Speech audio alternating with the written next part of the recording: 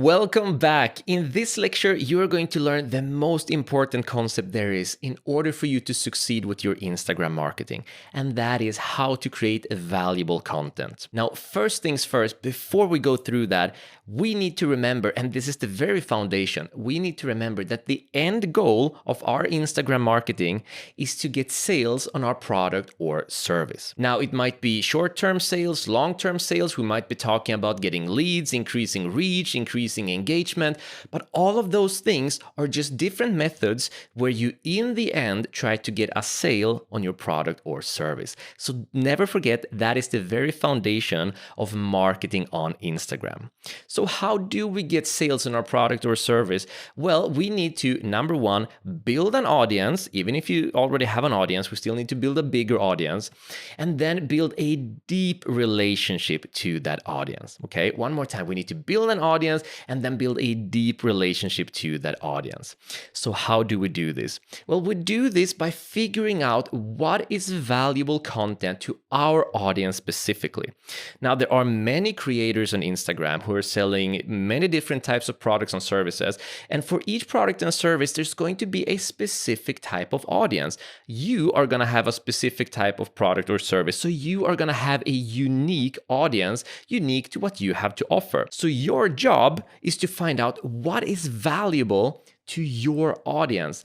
And that is the name of the game. Because what is valuable is subjective, meaning what is valuable to your audience is going to be completely different from what is valuable to someone else's audience. So the number one thing we need to do is figure out what is it that your audience finds valuable. And the easiest way to do this is by looking at competitors. But before we do that, there are 4 different types of valuable content that you can create. And I want you to keep these 4 different types in mind as we start looking at competitors. And those different types of valuable content are, number 1, educational content. Educational content is going to be anything that educates your audience. It could be FAQ, it could be tips, it could be how-tos, it could be a tutorial, whatever it might be that's educational. Number 2 is entertaining content, and that might be anything from simply sharing stories to having behind the scenes footage to doing before and afters or sharing someone else's story, as long as it's entertaining and people want to stay and listen to it. The third is inspiring content. And inspiring content might be anything that inspires your audience, makes them think, oh, I can do it too. So if you're in digital marketing, for example, like we are, and we have an audience who is struggling with digital marketing, then making content that inspires them and shows, hey, even as a small business, you can still succeed. Or when the going gets tough, do this, etc. Anything that's going to inspire your audience to keep going, that is inspiring content. And number 4 is promotional content. And promotional content means promoting whatever it is that you have to offer right now. It could be your product and service that you have, but it could also be that you're holding an event. It could also be the fact that you're gonna go live or that you have put up a very important story. Whatever it might be that you want to promote, that is known as promoting promotional content. So those are the 4 different types of content that I want you to keep in mind as you go through your competitors. Once again, is educational content, entertaining content, inspiring content, and then promotional content. So first things first, chances are that you probably know who your competitors are. And if you don't, no worries. You can Google it, and I'm going to show you another method how to find them later on in this very lecture if you have no idea. But first, I just want to look at how it might look when you're looking at a competitors and what you might find. So here's an Instagram account that's called Baking Intelligence, and this is a woman and she's selling baking courses. Amazing. So if you are within this niche, let's say that I was within this niche, I would be interested in knowing, okay, she has 96.1 thousand followers. That's a lot of followers. What is it that she's doing that's so interesting, that's attracting people and having them stay? So you can just scroll through her content and we can see that there is a lot of promotional content going on. Now, if you're a small business or you have a small account, you probably won't be able to really promote anything in the beginning. So you can disregard that. The other things that's going to be interesting is going to be here, for example, tips for perfectly super moist cake. So this is a carousel content that is giving some educational content that is showing us how to do these cakes. Perfect. And that makes a lot of sense because if you're selling a baking course, chances are that audience is looking for baking tips. Can go back, we can see that there is a lot of promotional content going on. Even this is a promotional content as well from her course.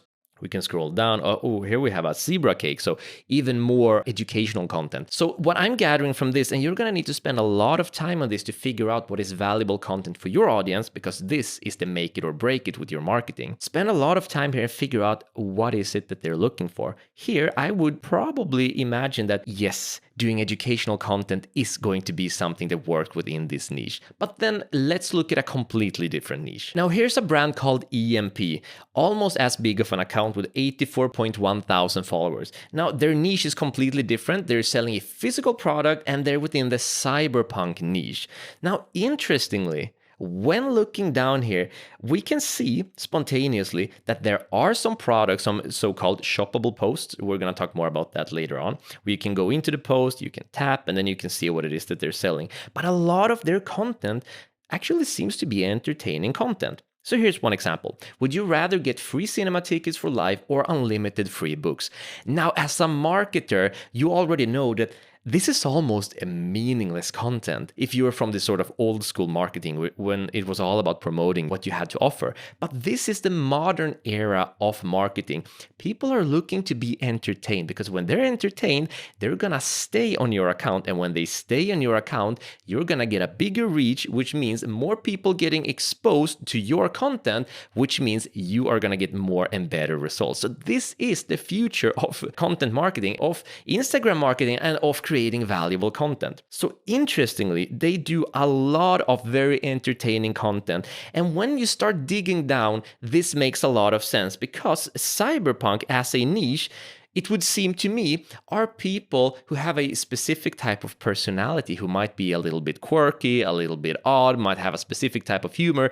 And this company is really playing into this. So this is what I mean with digging down and understanding what is valuable content to your audience. Because again, if you were into baking, educational content, that's going to work really well. But here it seems if you're into the cyberpunk and selling physical products, this company is doing really, really well with just purely entertaining content. So look at your competitors, see what the audience is reacting to, see what is working for them, and then start figuring out from there what is valuable content to your audience. Because remember, they are your competitors because you're sharing the same audience. Now, finally, if you have no idea who your competitors are, what you can do is simply click on the search down here at the bottom, and then you can search for something like, well, your niche straight off. If I was into digital marketing, I might search for hashtag digital marketing. Just like this, put a hashtag and then put in your niche. Now you can see there's a lot of posts going on, but this is a great way to sort of start scrolling through and see what is going on here and also who is going on here.